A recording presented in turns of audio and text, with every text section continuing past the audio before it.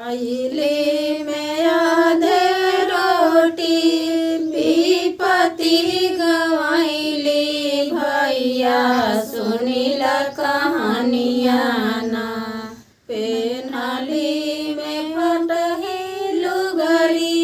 विपति गवाइले भैया सुनीला कहानिया ना भूख रह के रूपे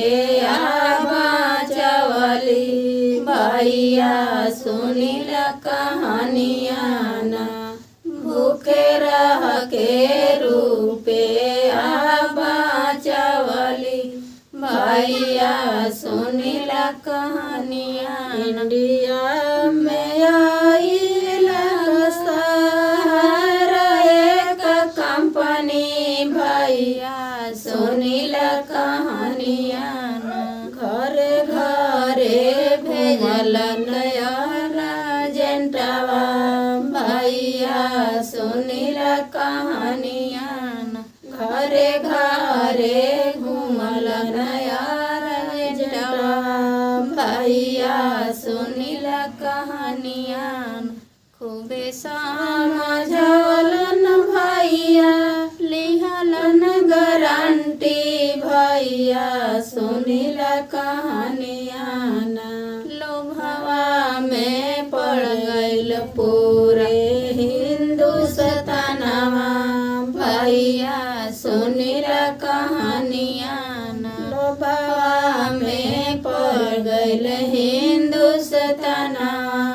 भैया सुनीला कहानिया लोभवा में पड़ के भैया दे दिहलक सारा कमैया भैया सुनीला कहानिया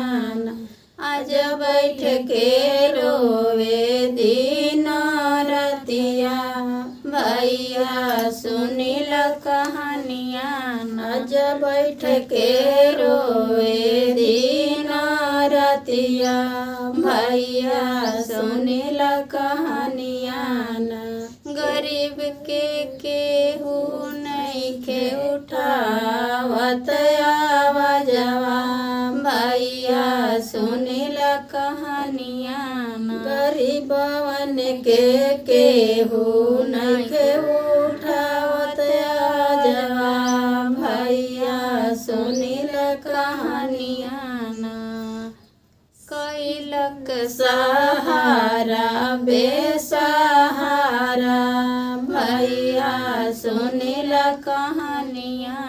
कैलक सहारा बेसहारा